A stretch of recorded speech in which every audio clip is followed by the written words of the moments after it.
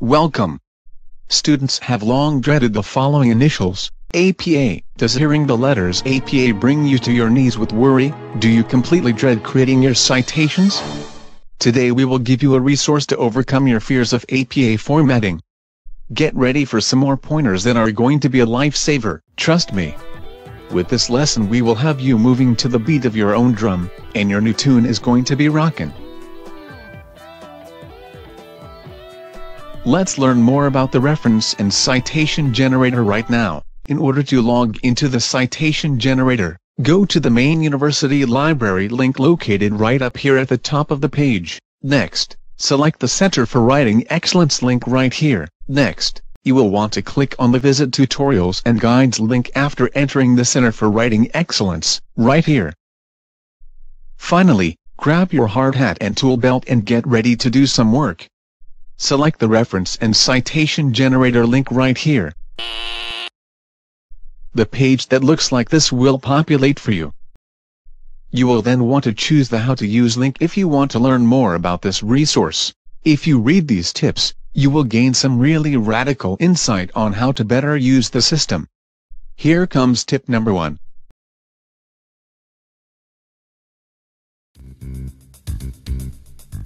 Tip number 1 reminds us to have your sources ready.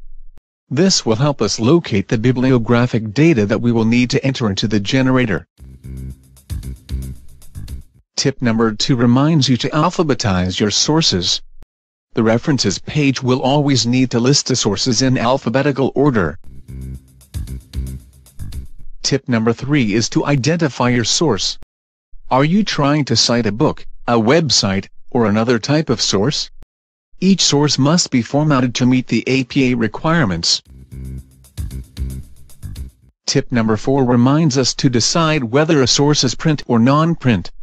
Print sources are text such as books, periodicals, or encyclopedias. Non-print sources are web publications, such as online periodicals, websites, or electronic books. Determining whether the source is print or non-print will matter when it comes to making sure you use the correct APA formatting. Now that we have discussed these tips, you are ready to use the generator. Select this tab up here labeled Generator. As you can see, when you click on the tab titled Generator, many different options or source types will populate, so then you will just choose the first type of source you may want to cite. You can choose from books, journals, newspapers, websites, online course materials, or many others. Next you will enter all of the requested information in all of the required areas.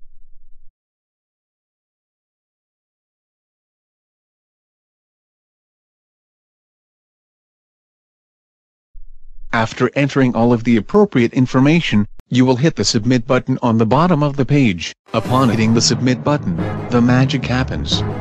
Get ready for a whirlwind of information. What is wonderful about this is that it generates a reference entry that you can paste into your references page. Your instructor will love watching you use this source. My students rock because they can generate well-formatted APA references. The next feature that the generator completes for you is going to make you faint with happiness.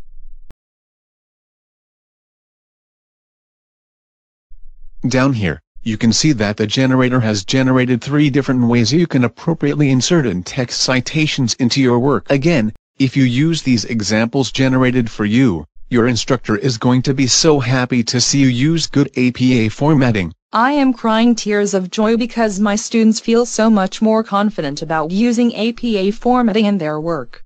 Hopefully, this resource will help you to take your writing into the next galaxy. It is my hope that you will use the reference and citation generator to help you with your reference and in-text citations. With this resource, your life will be made easier. Give this resource a try and be sure to let your instructor know if you have questions. Thank you for viewing this tutorial. Have a great day.